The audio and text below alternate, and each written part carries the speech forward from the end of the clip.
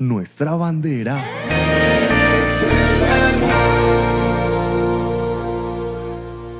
Saludos, amada iglesia. Bienvenidos a nuestro tiempo de reunión familiar, Iglesia Cristiana Confraternidad La Floresta. Es un honor tenerles con nosotros. Estamos disfrutando ya de hace unas 6 semanas hablando sobre historia de la iglesia cristiana, la otra mitad del Evangelio.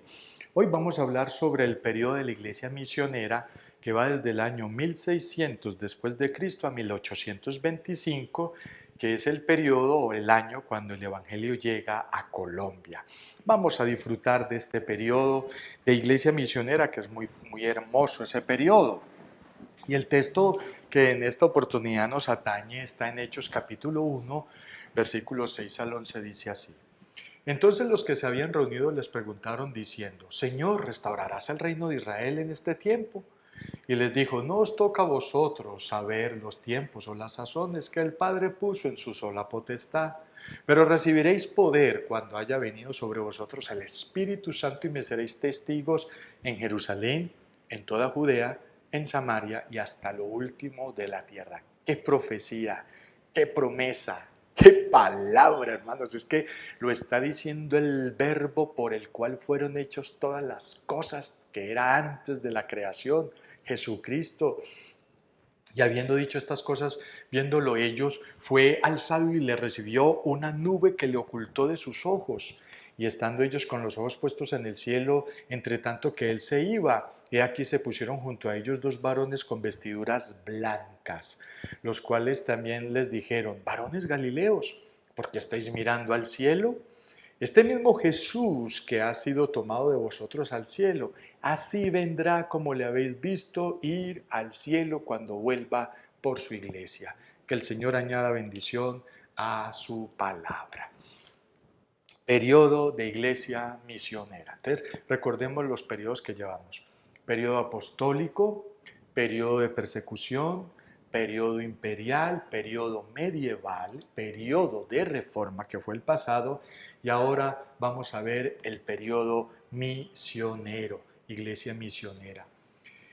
El protestantismo impacta al norte de la tierra, ¿sí? Con los ingleses, como veníamos hablando en la entrega pasada. Los ingleses pasan al norte de América, a Canadá, y llevan todo ese evangelio completo. Cristo nació de una virgen, Cristo creció, predicó, fue buen vecino, Cristo escogió sus 12 apóstoles, enseñó, hizo milagros, Cristo murió en la cruz y ahí terminó para la tradición española católica, pero para los ingleses Cristo no se quedó en la cruz, resucitó, quiere ser tu redentor, salvador, consejero, socio, ayudador en todo sentido. El catolicismo impacta el sur de la tierra, interesante, ¿no? Los 2 grandes hemisferios, el norte impactado por el cristianismo protestante trinitario y el sur por el catolicismo trinitario también, gracias a Dios, español. La lectura de la Biblia es casi imposible y costosa. Para esta época solamente algunos tenían la Biblia en alemán, en griego, en hebreo, en los conventos, en los monasterios o en el Vaticano solamente, ¿sí? Y para esta época recuerdo ya, pensando en los impactos para nuestra nación, se escuchaban comentarios como que leer la Biblia enloquecía a las personas. ¿Quién quería leer la Biblia con semejante comentario? No lea la Biblia porque se enloquece, eso solo lo pueden leer los sacerdotes que estudian, le decían a nuestros antepasados. ¿Quién se animaba a leer la Biblia que dice que enloquecía a las personas? El inglés y las formas de viajar favorecieron las misiones internacionales. Entonces, con el protestantismo viene una reacción ya para 1800, casi 200 años después, donde el catolicismo empezó a mandar misioneros con esos jesuitas por todo el mundo, al punto que era una evangelización relativamente violenta, porque casi que ellos decían, o acepta la cruz o escoge la espada. Así cualquiera se vuelve católico, así cualquiera se vuelve cristiano, la cruz o la espada. Esas fueron partes de las misiones, las características de las misiones para este tiempo tan impresionante, ¿sí? Dios bendice los países misioneros. Es interesante que Estados Unidos, por ejemplo, tiene varias generaciones enviando misioneros también a todas partes del mundo, a Australia, a Japón, a las Coreas, a Rusia, a los países socialistas. Es algo extraordinario.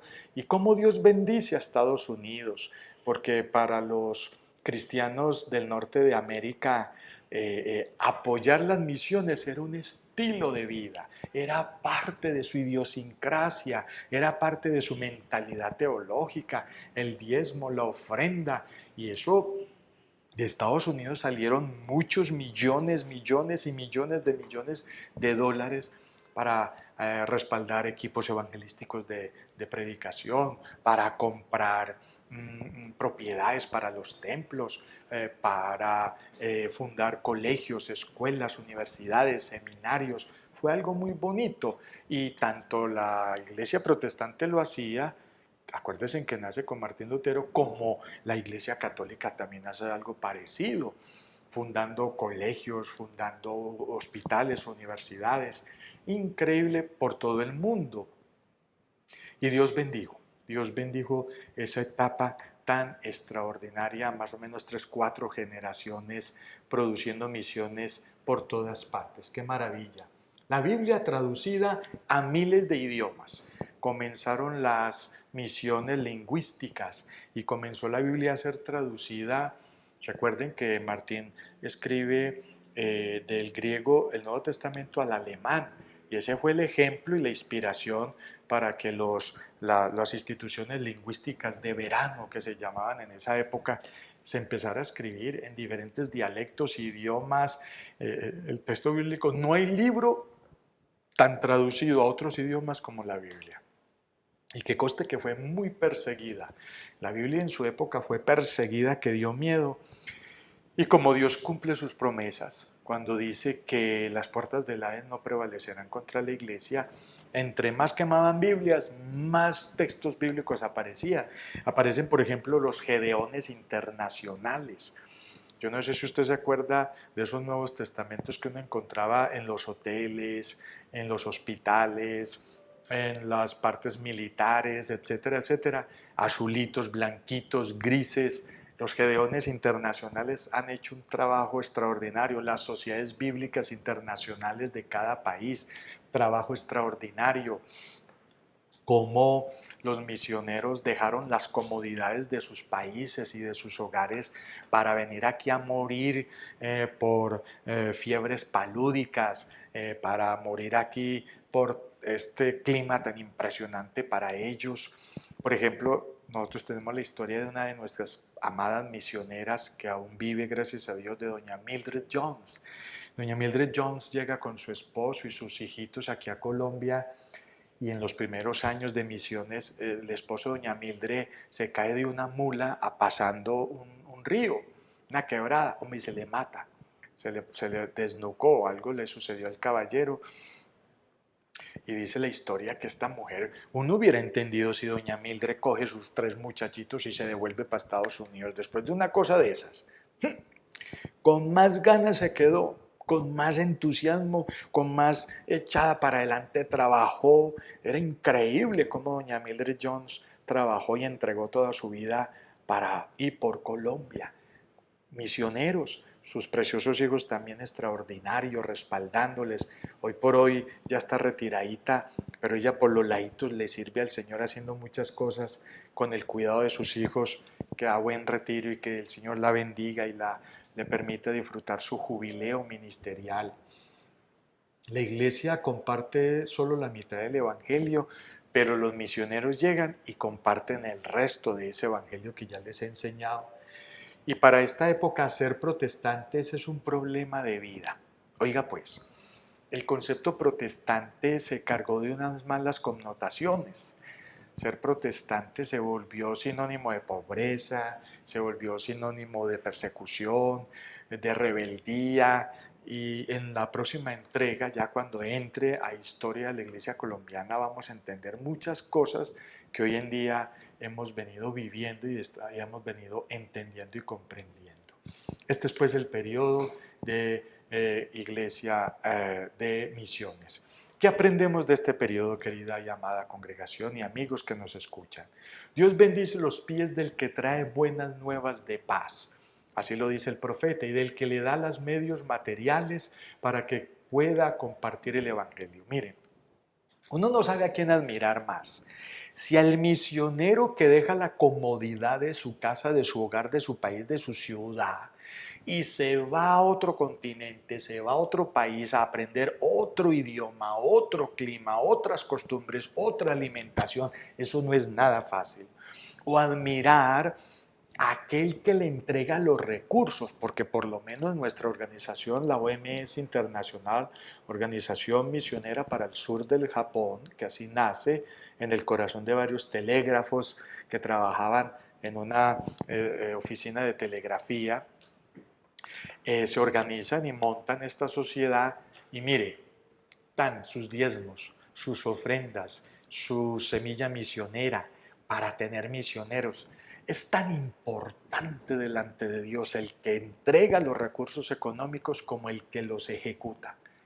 Ambos se necesitan.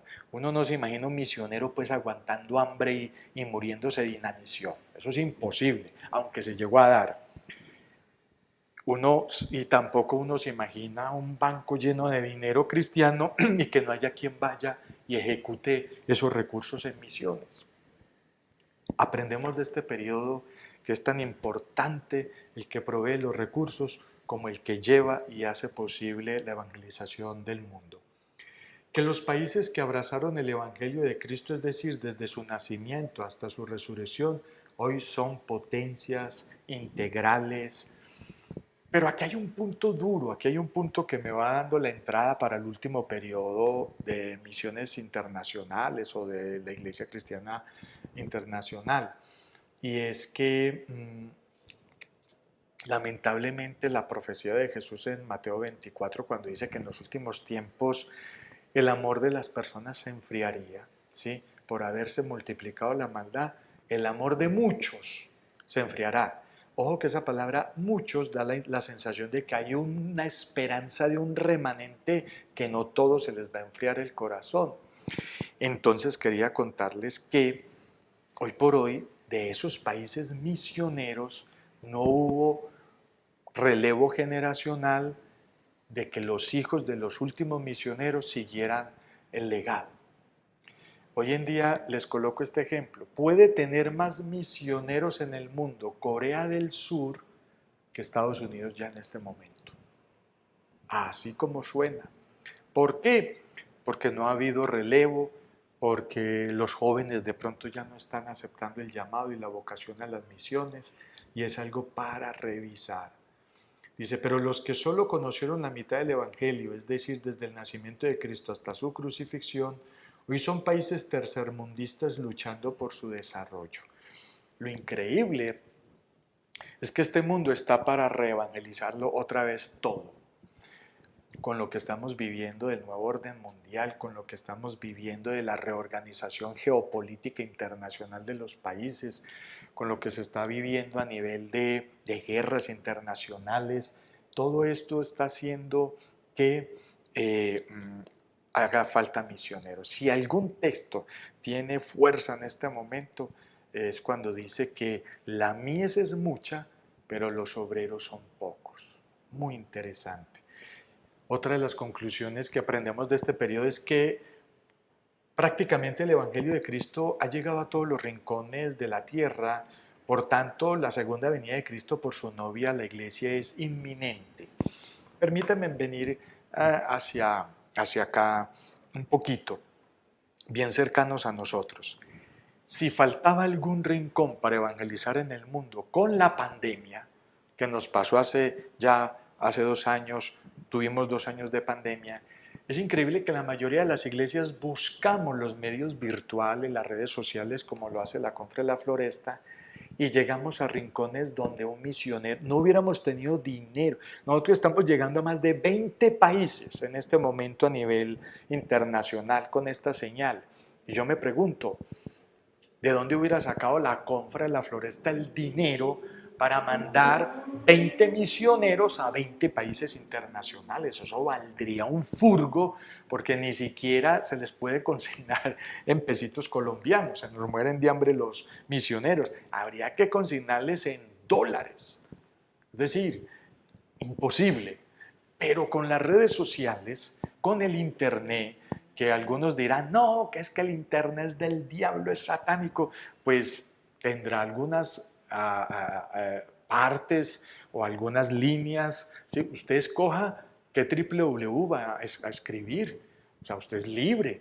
Entonces, dejemos de criticar y de lanzar juicio y más bien subamos contenidos buenos que la gente puede encontrar, como este programa y los de mis colegas mis compañeros. Entonces, llegamos a rincones que nosotros nunca nos imaginamos que hubiéramos llegado. Eso se ha logrado con las misiones y prácticamente se puede afirmar que hemos evangelizado el mundo. La venida de Cristo está ipso facto, está encima. Y por último, debemos de estar aportando doctrinalmente y en oración a un mundo que necesita de Dios.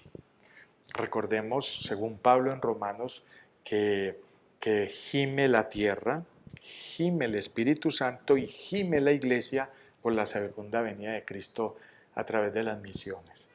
Gracias a Dios por los misioneros, gracias a Dios por los donantes, gracias a Dios por sus familias y oremos para que Dios produzca misioneros que quieran reemplazar los que están saliendo ya a su hermoso y bien ganado retiro, en el sentido de que pasan a su descanso, que haya relevo, que haya reemplazo. Oremos por esos misioneros. Vamos a orar en esta linda oportunidad y ya nos estamos preparando para nuestro último periodo, ¿sí? El último periodo, ya les voy a decir cuál es. La iglesia actual. Nuestra última entrega va a ser la iglesia actual. Y hablando de historia de la iglesia cristiana y la iglesia de hoy, ¿qué? Los espero en la próxima entrega para finiquitar este bloque de 8 charlas sobre iglesia, 8 o 9 charlas sobre iglesia cristiana internacional y luego arrancaremos para julio con iglesia colombiana como tal. Vamos a aprender mucho. Oremos. Señor, gracias. Gracias por las misiones y los misioneros y los recursos que entregaste para llevar el Evangelio como profetizó Jesús. Y me seréis testigos en Jerusalén, en Judea, Samaria y hasta lo último rincón de la tierra. Y eso ha sido así, Señor. Ayúdanos para que el glorioso Evangelio siga creciendo y multiplicándose. ¿A través de qué medios? Usted los conoce, Señor. A veces hasta tú utilizas la misma guerra para que las personas conozcan de ti. Gracias, Señor, porque has bendecido tu iglesia y nunca le has quitado tu cobertura y tu protección. Bendice pues, Señor, a todos los que nos escuchan y nos ven y quedamos con la bendición del Padre, del Hijo y del Espíritu Santo, pidiéndote que les conceda las peticiones de su corazón en el nombre de Jesús. Amén y amén. Gracias por atendernos.